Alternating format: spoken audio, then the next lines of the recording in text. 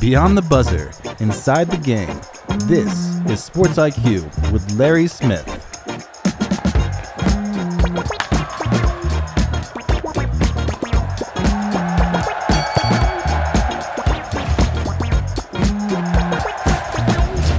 Hey, we made it to another weekend. Glad you're here with the Sports IQ, Larry Smith. Some great guests coming up here. We've got a little college football. We talk the Ohio State University with Stefan Krajisnik of Cleveland.com. You know, Ohio State is now a year removed from that national championship. And you know as well as I do that in Buckeye land, it is national title or bust. I mean, if you don't win it, it is the sky is falling. So we will we'll check the sky, we'll check the temperature, see how things are going there in Ohio State as they go through spring workouts and get ready for the 2026 season and another run at a national championship. They are always they're a part of that. Also, a bit later, Stephen PridGeon-Garner joining us back on the show again. We've talked NBA with him before, WNBA. He's a hoop dude, and so we will get his thoughts as we get ready for the NBA playoffs and also the WNBA season as well. Great story next week, by the way. The story made some national news, and we'll have the coach on joining us.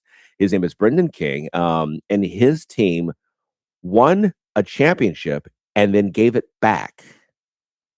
So be sure to be here next week for that. Great story, and we can't wait to bring that to you as well. A couple of headlines before we get to Stefan. A little baseball news. Interesting few days here. When Mike Trout was a rookie back in the Stone Age of 2012, has it been that long? I feel like he still should be a kid. That's just crazy. Most felt he was going to be the next big thing in baseball, and for a while, he was. Between 2012 and 2019, Trout never played less than 134 games in a season, never had less than 27 homers, and not many people know this, never stole less than 11 bases in a season. In fact, in 2012, he nearly joined the elusive 30 homer, 50 steal club, falling just one short with 49 thefts. But starting in 2020, the injury bug started to take a big toll on Trout. And between 2020 and 2025, Trout only played in 130 or more games once. After being a consistent 30-homer player, he passed that number only once. He had 40 in 2022. And those steals we talked about, well, Trout has not had double digits in steals since 2019. But this past week in New York, Yankees fans, much to their chagrin, got a chance to see what Mike Trout can do when he is healthy. In the 4-game series in the Bronx, Trout was 6 for 16, 5 homers, 9 runs batted in. The Angels, who have been among baseball's worst teams the last few seasons, managed a split in New York. And right now, they stand 10-10 on the young season. Trout, as you know, has played his entire career in Anaheim, has just one postseason series to show for it, a 3-0 sweep at the hands of the Royals back in 2014. So in his career, Trout has 411 homers, but not many know Trout also has 1,085 walks in his career and has been hit by a pitch 108 times. And while many of today's sluggers regularly hit into rally-killing double plays across 16 seasons, 16 years, Trout has only hit into 77 double plays. That's about 4 per season. That's just amazing what he has done. But again, he's healthy. So we're rooting for him to keep it up here as we're just starting this new 2026 season. One rookie pitcher had a night to remember on Thursday. Guardians rookie left-hander Parker Messick took a no-hitter into the 9th against Baltimore, making just his 11th major league start. Messick faced one batter more than the minimum through 8 innings before Leody Taveras led off the 9th with a grounder that just eluded the diving second baseman Juan Brito into right field for a single. For the season, though, Parker is 3-0, stellar 1.05 ERA, and 25 strikeouts in 25 2/3 innings pitched. So a name to remember. What a start for him. Also, here's a quick question for you before we get started. Who is the most dominant pitcher right now in baseball? Now, you might say Paul Skeens. You might say Tariq Skubal of the Tigers. How about Mason Miller? Right now, Miller is absolutely unhittable. And if you think I'm making this up, get this. Miller is the ace of the Padres bullpen. Has faced 30 hitters in this young season. Only one has gotten a hit off him. The other 29 hitters, 23 strikeout victims. That's a rate of, by the way, 76.7%. That's incredible. Last night, Thursday night, Miller got his 6th save, Padres won their 8th straight game. He's now pitched 30 and 2/3 scoreless innings dating back to last season. That is the second most in Padres history. Miller has also faced 3+ batters 7 times and struck them all out in 5 of the 7 appearances. He's the only pitcher in Major League Baseball history to do that. Remember the name. Watch the name, Mason Miller. Look, college football right now, and one of the teams, we were talking a couple of weeks ago after Michigan won the NCAA championship that the Big Ten is crowing as loud as they can crow because they've got 3 straight national football champions, 3 different schools. Now they've got the women's basketball national champion, the men's basketball national champion, Heisman Trophy winner. Their stuff don't stink right now. So anyway, let's go to the Big Ten. Ohio State Buckeyes in the middle of their spring workouts. And joining us once again on the show, we welcome him back. Good always to have him here. Stefan Krajisnik. He is the Ohio State beat writer for Cleveland.com. Stefan, good to talk with you. Are you still hearing some crowing up there in the Buckeye States from the Big Ten people? Yes and no, right? It's a little bit of smack talk on behalf of the Big Ten, but there's also, the caveat that some of the recent championships came, whether it was Ohio State, losing to Indiana in the Big Ten championship game, and then Indiana goes on and wins the football title, in a year where Ohio State felt like, they had a team primed for a run. And then, the women's basketball title, I'm sure plenty are fine with here, but the men's basketball title, it's not as exciting for some Ohio State fans as maybe other fans in the Big Ten. So there is the the pros and the cons to the Big Ten success, I think, for some Ohio State fans. Yeah, no question about that. Ohio State, by the way, getting the nice pickup in Day Adams, they saw, or Ames, I should say, coming in, point guard coming in from Cal, and so that continues as well. Let's talk football, though. And you mentioned the Buckeyes football team. I can see this a little bittersweet. Look, Ohio State always is right there in the mix, always there to win Big Ten titles, get to the playoff, win a national championship. What has this offseason been after missing out on that?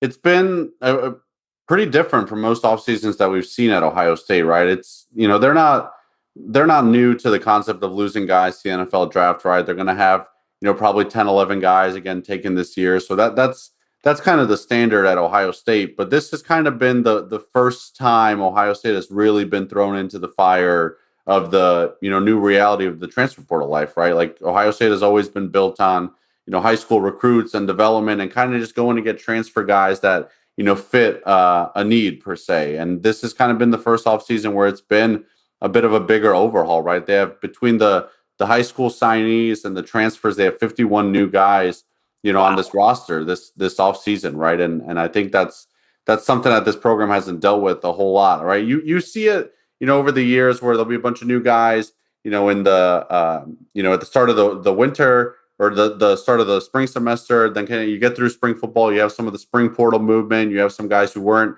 enrollees from high school join, but this feels like the first time where it's been 51 new guys all coming at the same time, and you're kind of going through it all at spring practice.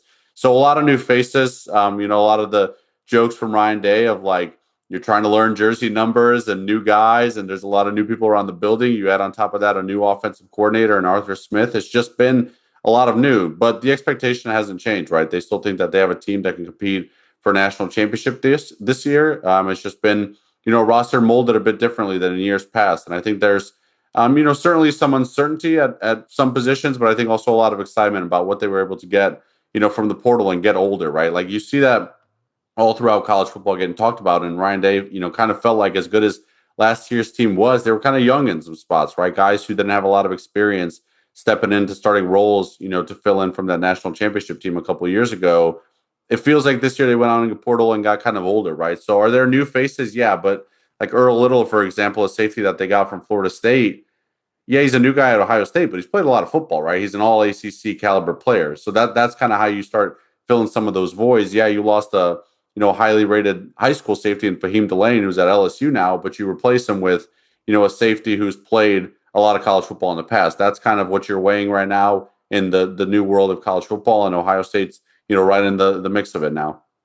Yeah. Like you said, when you're Ohio State, you are not just taking anybody. There's a higher standard. And so certainly I think probably the scouting process may be a bit different than most college teams. You mentioned Arthur Smith off the top, of course, your offensive coordinator, Brian Hartline, becoming a head coach elsewhere. What does Arthur Smith bring to this Buckeyes offense, and how will things be similar that you can see so far, and how might things be different coming up this fall? Yeah, Ryan Day kind of outlined something interesting when we talked to him on Monday this week. And, I think when Arthur Smith is hired, or whether it was Brian Hartline last year or Chip Kelly 2 years ago, the phrase we always use is, well, it's still Ryan Day's offense, right? Like, he is the head coach. It's going to be his offense, right? They have Jeremiah Smith at receiver still. Like, they have, strong receivers all the time. Like, this is what it's going to be. And I think that's still true, but he kind of gave us, a glimpse behind the scenes of now, as he continues to take a step back from, the X's and O's of it all, and kind of be the head coach and the CEO of the program, right? When you think about the portal and high school recruiting, how much there is for a head coach to tend to, especially in this NIL world, he's, trying to take more and more of a step back. And, oftentimes spring practice ends, the position coaches go watch film with their players, right? OCs, DCs, all that. And he's kind of going to use that time to talk to recruits. And then after that, all that, he goes through, watches the film himself. And then the next day they kind of, compare notes, all this and that. And, when we get through the spring, I think he was telling us he's going to really sit down with Arthur Smith. They're going to go through everything that they did, kind of the spring, and really figure out what best fits their personnel. And I think that's an intriguing thing, because the Ryan Day offense is so pass dominant, right? Like the passing attack is just so good, and always has been in Ryan Day's, scheme. And Arthur Smith's a guy who, you look at what he's done in the NFL, it's Derrick Henry, it's Bijan Robinson, it's Kenneth Gainwell, right? Like, you think about what the Steelers have done the last couple of years. He's really, kind of known as a run guy. And I think what's intriguing is you're going to take those two minds and kind of mesh them together this summer and come up with an offense that they feel best fits this personnel. Last year they felt like they had a lot of tight end, and we saw a lot of tight end packages. I don't know if that's going to be the case this year with what you lost at tight end, but you're deeper at receiver. You feel like you've got some running backs who can, line up in the backfield, line up in the slot, right? Like, do they get creative with what they do with some of the skill positions? I'm intrigued to see what it looks like when those two minds kind of get together, because they're known for kind of two opposite things, but they're both kind of these branches of the West Coast offense that, while they're dissimilar, I think there's a lot at its core that you can kind of say, okay, I know what you're talking about here. I understand what the scheme is here. That's what I think is interesting, and that's what I think Ryan Day really likes about, hiring a guy like Arthur Smith. Yes, he's got head coaching experience. So when Ryan Day takes a step back, it's not like you have someone running this offense who has no idea how to kind of run something, right? He's done it with the Falcons. But you also have a guy who's known for kind of something different, and you put that together. I'm really intrigued to see what that looks like this year.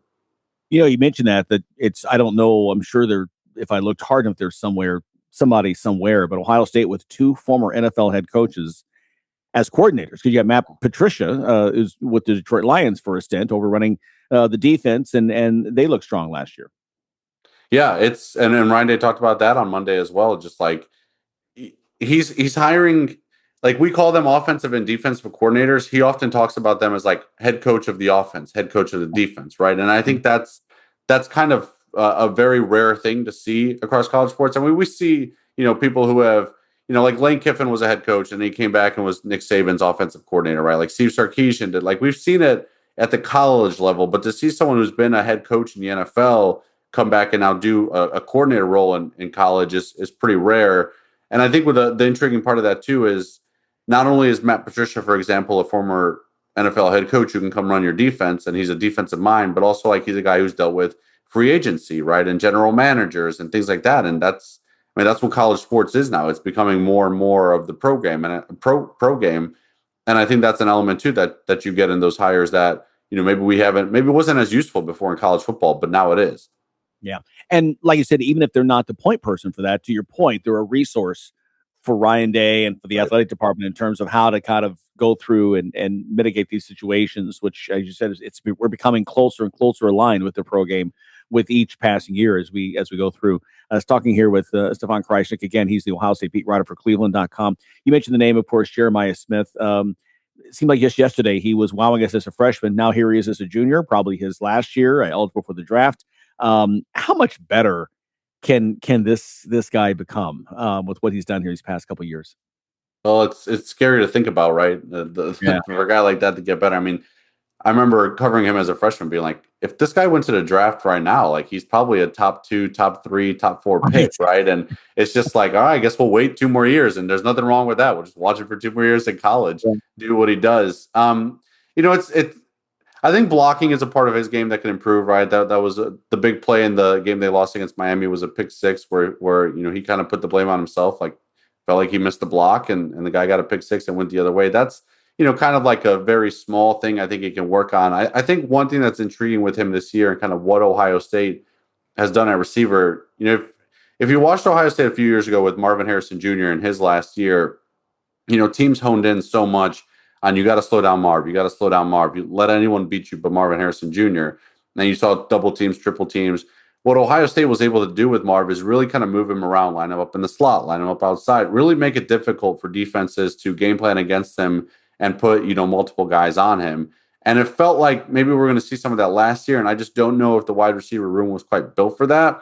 You look at the way they built the team this year and the guys they got from the portal, a guy like Devin McEwen from UTSA, right? He played a lot of outside receiver at UTSA, but he's kind of got the build of someone who can move into the slot if you need him to. Kyle Parker, guy they get from LSU, played a lot in the slot, but is kind of looks like a guy who can't move outside. Like there's just interchangeable pieces with what they can do here, and I wonder if that results in us seeing Jeremiah Smith moved around a bit more, different routes in his route tree, just putting more on his plate because he's older now, he's ready to handle that, but really making it difficult for defense to know on any given snap, any given personnel package where he's going to be. It's hard to say, hey, we're going to double, triple team this guy if you have no idea where he's going to be. Even, like you see the personnel package come out, you might be able to predict, okay, he's going to line up outside, and that ends up not being the case. So I'm intrigued to see how much Ohio State does it with him this year because I think they're kind of going to have to. I think they're deep at receiver, but I think the gap between Jeremiah and the next best guy is definitely wider than what it was last year when it was Jeremiah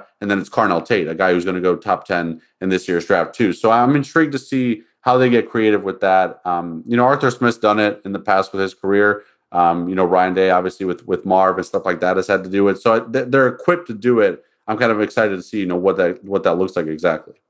Yeah. And the offense too, unlike last year, he's going to have the same quarterback. Coming back for the second year as well to work with that. And boy, he had a great first year as well. Yeah, I mean, you get Julian Sain to be a Heisman finalist right in his first year as the starter, and now you kind of think about what he can do. I mean, the accuracy is definitely there with him, right? Deep ball accuracy, short ball accuracy, it's all there, right? Like he is effective, and I think this year's offense in some ways I think is intriguing to see. How he fits in that because I last year it felt like everything was kind of slow developing, boom, hit the deep shot. And I wonder how much with some of the guys that they got in the portal this year, we'll see quicker release, catch the ball, get you some yards after the catch. I think that he has a quick release kind of naturally the way he throws. And I think that, what they're trying to do with the offense this year kind of fits that a bit more as well. Kind of just make life easier for him, right? Like don't make these long developing plays where it has to be perfect. Like give him some plays where he just gets the ball out and let your skill guys make some guys miss and get you some yards, right? So I think they're excited about what they have in Julian, and then just being another year older, right? Like like when they go play at Austin, Texas in week 2, he's going to face a Texas team that he played last year, right? And there'll be different pieces, right? College teams change, but he's gone against Colin Simmons before, right? And then he's played against Michigan, he's played in that rivalry, right? He understands what it's like.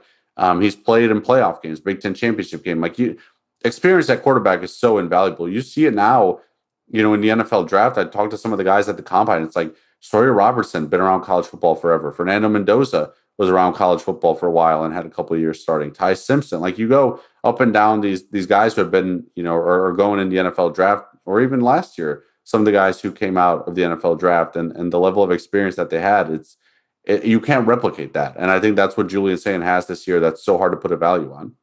Yeah. Got about a minute left here. I want to get into, in terms of and you mentioned transfer portal, NIL. Any idea where, we've heard a number of like 40 million being thrown out with possibly Ohio State or even Indiana. Any idea where Ohio State is right now in that budget? It's got to be in the top 5 in the country, I would think. Yeah, it's I would imagine it's up there. It's funny, a couple of years ago, Ross Bjork at Big Ten Media Days was, said how Ohio State had a budget around like $20 million on their 2024 roster. And it was like to me, it was like, yeah, I mean, like schools are paying guys. Like, what's weird with that? And apparently there was a lot of backlash. So he doesn't tell us anymore. He's like, I'm not putting a number out there. And it's so funny because literally 2 years later, we're like, well, that number, that 20 million number looks like nothing now. That's what like a G5 school might be spending 25 million or 20 million at this point. So we don't know specifics. I would imagine they're up there in the 30s, 40s in terms of what they're spending. Yeah, I would think with Indiana, they don't give a number per se. They've thrown things out there, but it feels like those two are right there. Michigan may have jumped theirs as well with the news this week of looking ahead to some recruiting the quarterback they're trying to get. Hey, listen, Stefan, always great to talk with you. We know you're super busy. Appreciate your time. Look, it's Ohio State, and they're always in the conversations, which means we will be wanting to conversate with you again. So hopefully you'll answer the call when we call your number. Yeah, absolutely. I appreciate you guys having me on. It should be a fun season. It's spring game time. Like that. Once the spring game's here, it's like, all right, college football season is not that far away. It's not that far away. Yeah, just a few months away. Stefan, thanks so much. Stefan Krajisnik joining us once again. He is the Ohio State beat writer for Cleveland.com and always gives us some great insights on this team. There aren't, I hate to use the word franchise when it comes to college sports, but if there is a franchise in college sports, Ohio State football would be one. There's no question. All right, more Sports IQ coming up after this. Those old golf clubs sitting in your garage right now, there's a good chance they're worth real money. That driver you replaced, those irons you upgraded, even that putter collecting dust. Golf Roots lets you trade them in for cash or credit toward your next set. And right now, Sports IQ listeners get exclusive offers. Take $20 off any order over $100 with code SIQSALE, or get a 15% bonus on your trade-in value with code SIQ TRADE-IN. That means the clubs in your garage could be worth even more. Golf Roots is on a mission to make golf more accessible, offering high-quality, pre-owned name brand clubs for every skill level. And if you're just starting out, the Just the Roots starter set is one of the most affordable ways to begin, with full trade-in credit when you're ready to upgrade. So don't let your old gear sit there losing value. Go to golfroots.com and see how you can start or upgrade your golf journey today. Use code SIQSALE for $20 off or SIQ TRADE-IN for 15% extra when you trade in your old clubs. That's golfroots.com. Golf Roots. Upgrade smarter. Listen, were you forced into getting a solar contract and now you just don't want it anymore? Maybe the solar company misled you. Or is your solar contract buried with hidden fees? Are you not saving the amount of money you thought you would on your energy costs? Don't worry. At the Solar Exit Hotline, we can help you cancel your solar contract, even if the panels are already installed. Our experienced legal team will review your contract and help you cancel it, possibly saving you thousands of dollars. You got to call right now for complete details. So listen, if you're not happy with your solar contract for any reason, we are here to help you cancel it. Call the Solar Exit Hotline now for immediate options to help you exit your solar contract. This call is 100% free. Call 855-227-0286. That's 855-227-0286. Call us right now.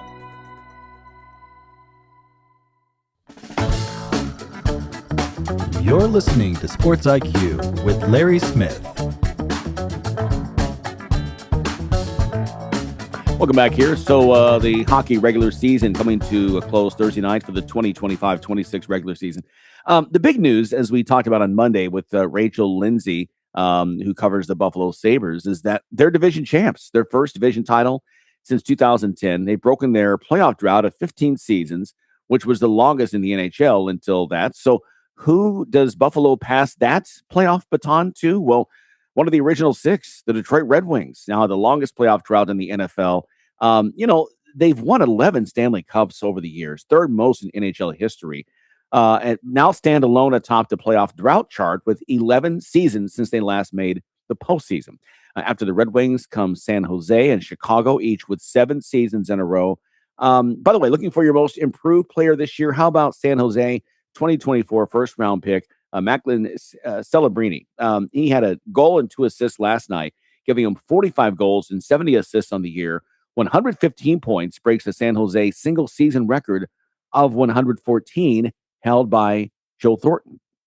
In his rookie season last year, Celebrini finished with just 63 points, had a minus 31 plus-minus ratio. This year's jump, 115 points, 52-point improvement, and his plus minus this year a +8. Pretty cool there. So NHL playoffs will get started, the Stanley Cup playoffs. We thought you might like to know some of the postseason superstitions that NHL players have. We all know the first one. You'll see lots of facial hair on NHL teams in the postseason. Almost all players refuse to shave once the playoffs start until they are eliminated. Another one is, if you watch in the conference finals, the winning teams never touch the conference trophies. They will only touch the Stanley Cup if they manage to win it. Some players have individual playoff superstitions. Did you know during the playoffs, the great Sidney Crosby has a peanut butter and jelly sandwich at exactly 5 p.m. on game days? If you want a kind of really gross superstition, many NHL players will not wash their base layers, those under the uniform layers, like the undershirts, etc. They wear that as long as they're in the playoffs. Imagine being the winning team's locker room after an 8-week run in the Stanley Cup and having some of those players having worn the same undershirt with no washing for 8 weeks. A word that comes to mind, gamey. Yeah. Even the great one, Wayne Gretzky, had some superstitions in the playoffs. He followed a strict beverage order between periods: Diet Coke, ice water, Gatorade, and a second Diet Coke. He also refused to cut his hair while on the road and applied baby powder to his stick blade. So there you go. Now you know. All right, we continue with more talking NBA with Stefan Krajisnik after this. If I was your mother and you had a drug problem, I'd grab you by the ear and make you call and get help. You can be in treatment tomorrow and start to get clean in 7 days. Follow Mom's advice and call the Detox and Treatment Helpline now. Write this number down. 877-927-3380. 877-927-3380. That's 877-927-3380. You're locked in to Sports IQ with Larry Smith. Let's continue now with the NBA playoffs. A great matchup tonight, by the way, on Friday. Warriors and Suns. And joining us to talk more about that, back on the show, Stefan PridGeon-Garner. He is a journalist with PHNX Sports. They're in Phoenix. Stephen, good to see you again. Listen, great to have the Suns in the mix. And we've been talking all week long about the play-in games. The excitement it brings, I love this. It's like a precursor for the longer 7-game series. Every game means something because there's so much on the line. Yeah, I think this is exactly what the NBA had in mind to build up to obviously the ultimate stage that is postseason playoff basketball.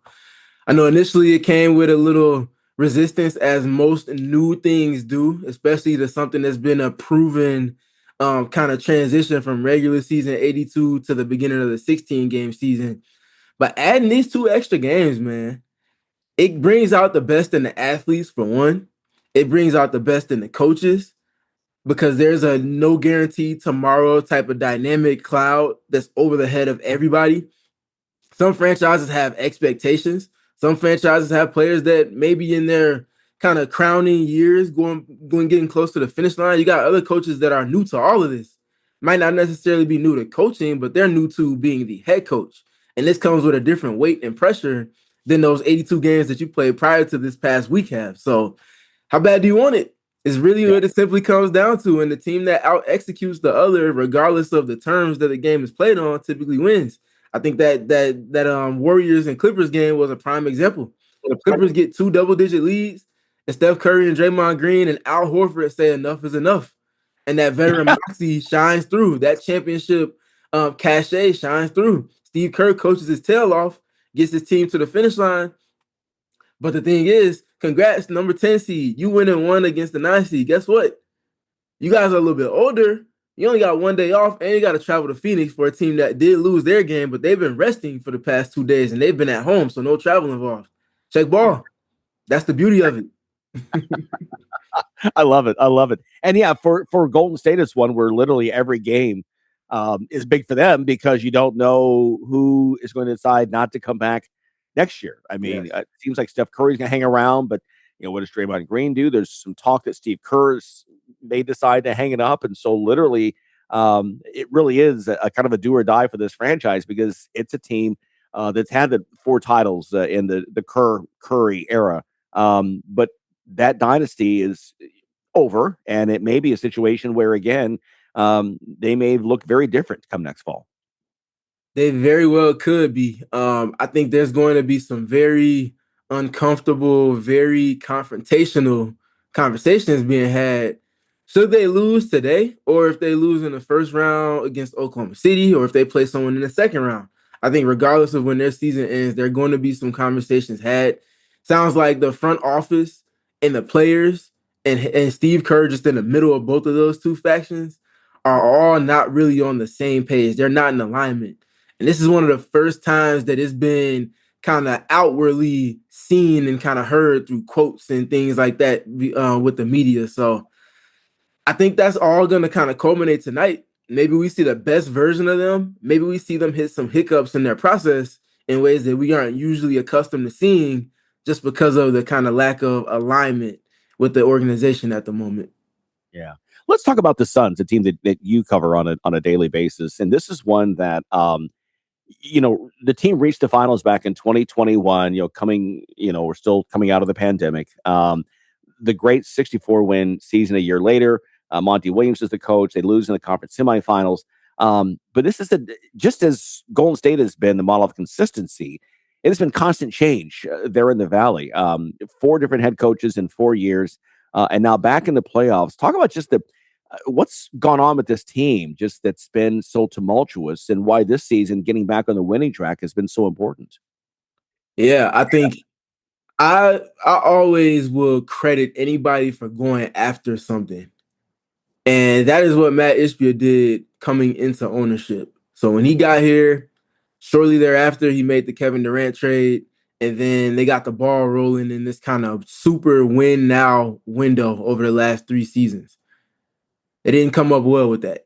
And in fact, they kind of came out of that on the near opposite side of the spectrum, having expectations with that type of talent level not be met, but also the functionality of the franchise wasn't close to where it needed to be to get the most out of the things on the court. And again, I credit anybody that wants to come in and go for anything, regardless of what capacity of life it is, because what you learn on the back end of that is if you don't get it and you're paying attention to what it takes to get to that point that you want to be at, there's a lot to learn from the failure. Mm-hmm. And I think taking that to the chin, taking accountability, and then adjusting your process and approach, that shows a different level of attention to detail. That's a winner right there. Winners don't win all the time, but winners learn from when they don't win, and then they apply the information learned to get to where they desire to be. And I think that's where Matt Ishbia and company are at this present moment. He learned that, okay, going big fish hunting, that's okay, and it's okay to fail. But as long as we're learning from that process and we figure out what it takes to be a formula for success for us, he's saying that that's going to be what ultimately leads them to franchise functionality, which then will domino effect this way over and into winning on the basketball court in a sustained manner. So they've been valuing the people side of things, finding the type of characteristics and traits that will fit like a puzzle piece to sustain at a level of winning. And then it's building a foundation with that, getting proof of concept, and then getting return on investment down the line, but piece by piece in process. So 3 coaches removed from the Monty Williams era, he finds his way into Jordan Knott.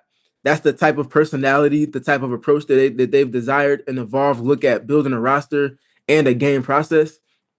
Now you get players like Devin Booker still around. That helps a lot. Colin Gillespie for your kind of proof of concept on roster. And now it's about building around those guys. So after KD, you go and get Dylan Brooks, you go and get Jalen Green, you fill in some other pieces. They have some of the type of personalities that they desire. And this is kind of that first season where they're able to start to reshape and rebuild their image. And I think them being 15 games ahead of where most sporting books had them and 9 wins ahead of what last season's roster was, I think that says a lot about the leaps and bounds of growth that they've seen. Yeah, absolutely. You talk about since Monty Williams, who was respected and they parted ways. The Suns bring in 2 coaches who had won NBA titles, and Frank Vogel and Coach Budenholzer.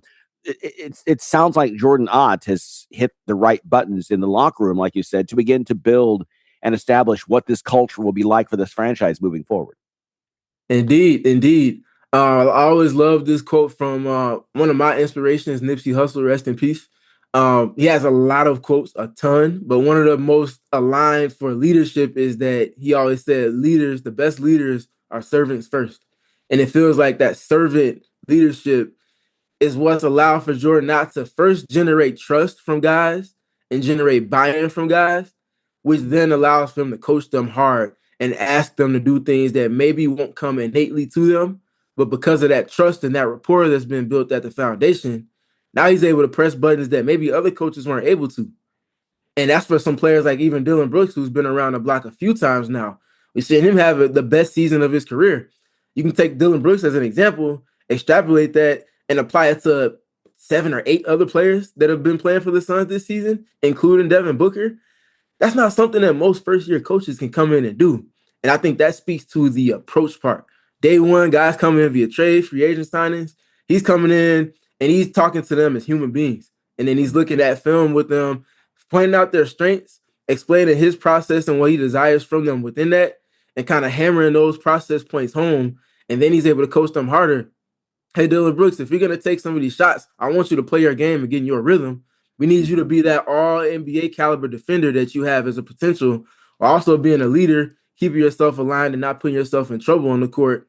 But also, we need you to kind of chip in on offensive rebounds and do some of the things like that we need if we're going to get to where we desire to be, because they are going to be at a little bit of a talent deficit on most nights. And I think they've really hit that home. I think they've done an A+ with that. And that's why they get to this point where they are in the season with a chance to go to the playoffs tonight. Yeah, let me ask you very quickly. We talked about what it would mean for the Warriors to win. What would it mean for the Suns to win this game Friday night and then move on? We just think about what the perspective was on the Suns franchise and that roster last season at this time last year. Mm-hmm. They just weren't playing. They were done. Yeah. So I think them playing tonight already is a step in the trajectory going the right direction for them. Now, if they win tonight, that trajectory gets a boost that you really can't replicate until you have another opportunity to get to the postseason around this time next year. So great job readjusting the sales of expectations over the course of the season. But as those expectations adjust and adapt, you have new type of barometers that have to be met. Are you going to do it tonight? You got a veteran group, a bunch of championship winners over there. Some that have won their championships together. You got 2 other pieces that didn't win with the Sun or that didn't win with the Warriors, but won with Boston and Al Horford and Kristaps Porzingis. It's a lot to work up against. That's a dynamic group on top of the championship cachet. If you go and get that done, whatever happens in the first round happens, but they'll deal with that when that comes. But that would be a celebratory moment for a franchise that has constantly kind of underwhelmed on the expectation side the last probably 3 seasons or so. Yeah, one of those, it feels like the sum should be better than the parts, but it hasn't. Here's a chance to prove that tonight, to your point. Home game there in Phoenix. By the way, great arena to watch a game if you haven't done that. Warriors and Suns, a second of 2 games on Friday night. Talking here with Stephen PridGeon-Garner of PHNX Sports, also does cover sports in Chicago. We've talked WNBA before, and after a very tumultuous offseason that we expected, we did expect eventually cooler heads would prevail, and they've done that. And so now we're just amazing. About 3 weeks away from the start of the regular season. The draft was just on Monday night. Camps begin here in a couple of days. Your initial thoughts right now on a new look WNBA, not only the 2 expansion teams in Toronto and Portland, but because of free agency, because of the new money deals, we're seeing a lot of veterans, as we expected, in a lot of new places. Yeah, I start with clapping for those women because they simply did not give in. The league played hardball, and they played hardball again, and then they played hardball again. And they were staunch and stout and united, no different than they showed to be in the Wubble in 2020. Once this time came for opportunity for them to get access.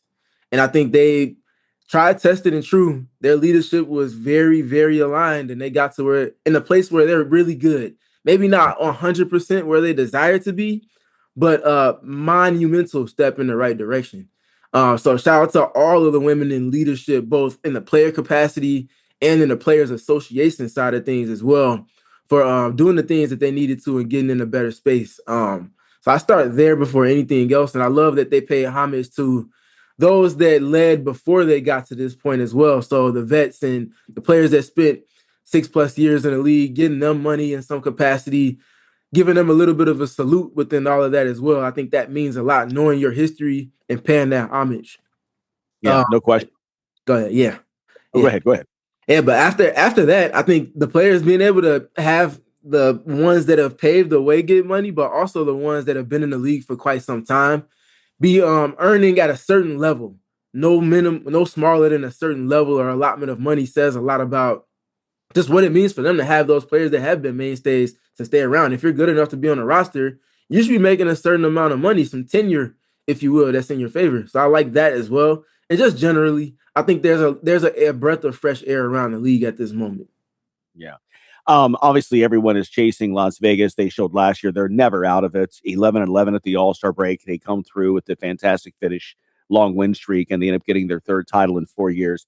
Asia Wilson's already signed a Supermax contract. She's around for several years, multi-million-dollar deal.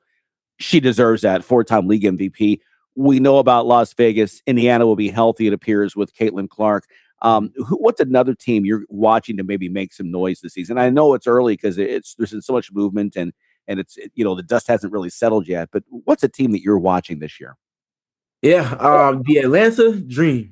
And I know the obvious answer from the three teams that you mentioned probably would have been New York. We know what that team is. They added the unicorn that is Satu Sabally while bringing back their main rotation as well. So they will very much be in everybody's way. But I look at the Atlanta Dream because they also brought back their main rotation. They brought back Nas Hillman. They brought back players like Alicia Gray and Ryan Howard and Jordan Canada. Like, they have a lot of the pieces that they already had established last season. And then they're going to add just the best rebounder in the league, one of the more versatile wing/forwards. And I say both because she has the skill set to play both because of her versatility on both ends. And Angel Reese, that's a lot to deal with. It was already hard enough last season where they had Bree Jones and Brittany Griner. It was already hard enough to try to grab rebounds against them as it was. You take one of those pieces away in Brittany Griner, and then you just add Angel Reese. I just don't see it being fun to deal with that Atlanta Dream team. Now they have some playoff demons that they have to answer because they have a series against the Aces that they probably should have won last season. That didn't come to fruition, but I imagine Coach Carl Smezko has a plan and process to learn from their mistakes as well as the players that he has. Players like Alicia Gray, who was generally one of the best players in the league last season on both ends. Ryan Howard coming into her own. That's going to be a team that probably is going to be in everybody's way come the second round of the playoffs. And if they learn from the mistakes they made last season, I genuinely don't think it would be surprising for me if they ended up in the finals for the first time. Yeah, I think that's a good call. Great analysis. And Coach Semesco, what a job he did after more than 20 years at Florida Gulf Coast, comes in his rookie year, leads the Dream to a franchise record win total. Like you said, now you add Angel Reese. And I think adding Angel Reese in, and even though you lose Brittany Griner, to your point, I think that she will mature as a player playing next to Alicia Gray and Ryan Howard faster than she would have in Chicago, where she's the point person. It's a different, and I'm taking nothing away from Chicago, nothing away from that franchise, but I do think it's a good move. It'd be good for her as well. Steven, we are out of time, unfortunately. We could always talk forever. Definitely. We appreciate your time. Playoffs are here. Obviously, WNBA coming, so we'll look to talk with you again here in a few weeks and get your thoughts again. Sounds good. I appreciate y'all always. Take care. We'll talk soon. Appreciate it. Thanks so much. Stefan PridGeon-Garner. He is with PHNX Sports, also with the CHGO Sports as well, covering both cities and doing it so well. Spending some time with us on this day. We appreciate it. Okay, more to come after this. Do you want to save money on your next flight? Then pick up the phone and call. That's right, call. Because the best prices on airline tickets are not online. They're with SmartFares. See, SmartFares has special deals with the airlines. When they have unsold seats, they use SmartFares to fill them. So you get airline tickets at ridiculously low prices. They have access to great prices and discounts with over 500 different airlines, plus 300,000 hotels and rental car companies. Their prices are too low to publish online. The only way to learn more is make a free call. With the extra money you'll save, you can book another trip or treat yourself to dinner or shopping. So stop searching all of those travel sites to find the lowest price on your next trip. Let one of our SmartFares expert travel agents find the best prices for you. Call SmartFares today and get the best price on your next trip.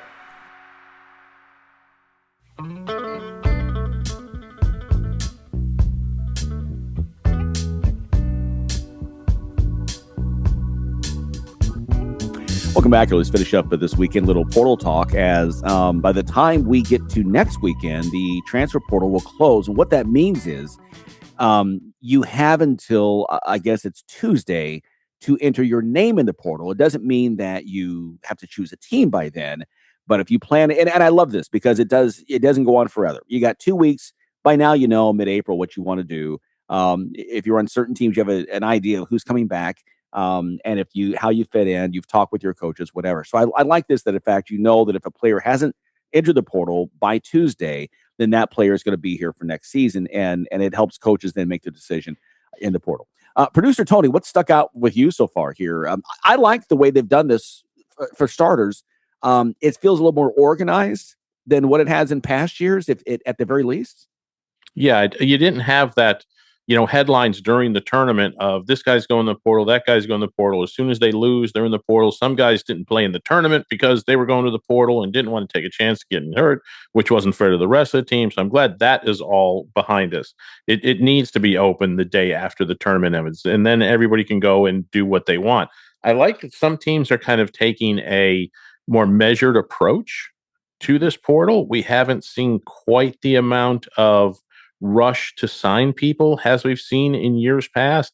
They seem to be measuring those folks a little bit more, looking at what fits, looking at how it fits before deciding to jump on a player and offering them, gobs of money. So I think that's a good thing.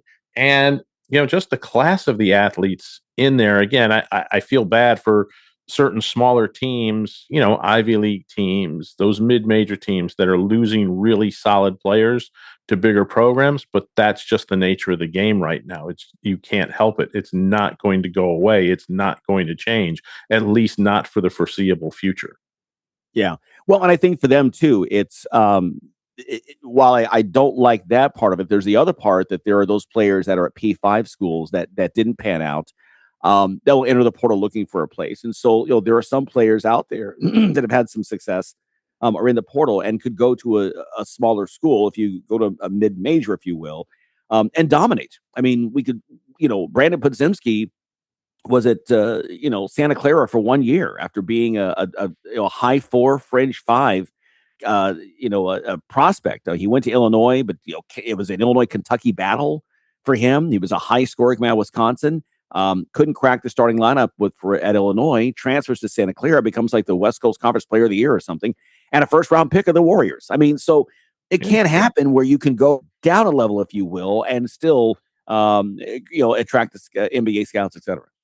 Yeah, exactly. The hardest thing is if you're a fan looking at some of these rosters, like North Carolina, like Kansas, and you're going, we got no players. I'm looking at a Notre Dame roster. They've picked up a couple of grad transfers in the transfer portal, and you hope that they pan out because we got like 4 players. Yeah. If we had to roll out a ball tomorrow and play, we in trouble. Yeah. There's just not enough bodies there. So, there'll be some freshmen coming in and that'll help later on. But, still, if you're a fan, you're used to, saying, okay, I lost X, Y, and Z, but I've got A, B, C, D, and E all coming back for another season. Now, this, in the portal era, you're never quite sure who's coming back. And I also wonder about what goes through like coaches like Dusty May's mind. Like, you win a national championship, it should be euphoric for a month, but it isn't, because you've got to get ready for the portal. You got to see, who are you losing? Who are you gaining? What can you go out and get? And to their credit, they went out and got JP Estrella. Good for them. They knew they probably would have a hole in the middle. They knew they're losing Landisborg because he's out of eligibility, right. But you didn't know who else was or wasn't coming back. And they made a move to get it, started at least. So it does take a little bit of that away from it. But like I said, but the portal is what it is. You've got to manage it. You've got to succeed at it if you want to have success on the court in, college basketball right now. Yeah, absolutely. And I think that's where some of these teams, they have to do so much homework, because not only trying to prepare if your guy leaves, but then prepare if your plan A goes elsewhere and your plan B doesn't like what you're offering. You got to really do your due diligence. And that's where they have giant staffs now, I guess, where you just got to put some of these guys on that, and that becomes their task for the month leading up to it. So, yeah, you're exactly right. So the portal ends next week. We'll, again, see where over the weekend, where some of these players out there, where they sign. Okay, our moment of all is up next. I get a lot of calls from people across the country who are suffering from the affliction of IRS tax debt, and that's because I have a remedy. Hi, I'm the tax doctor, and if you're having any of these tax issues, call me right now.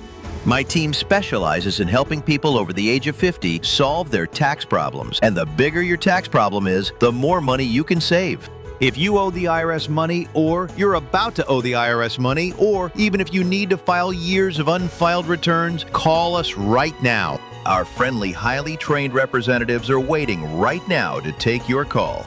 Over the years, we've helped thousands of people just like you stop the tax liens, wage garnishments, and harassing phone calls. You don't need to send the IRS a big fat check. We can negotiate a lower amount. That's what we guarantee for you.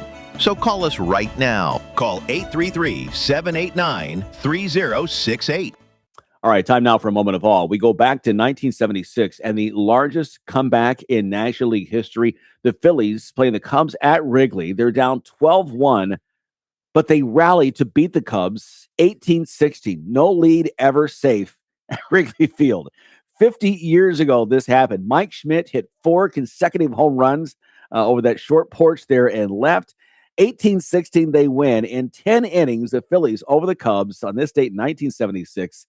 The largest comeback in National League history. Wow. Still hurts for Northsiders all these years later. Hey, thanks to our guests stopping by. Stefan and Stephen, thanks to you. Make it a great weekend, and we'll see you Monday on the Sports IQ. Thanks for listening to Sports IQ with Larry Smith, Monday through Friday. Continue the conversation at Sports IQ LS. We'll see you next time.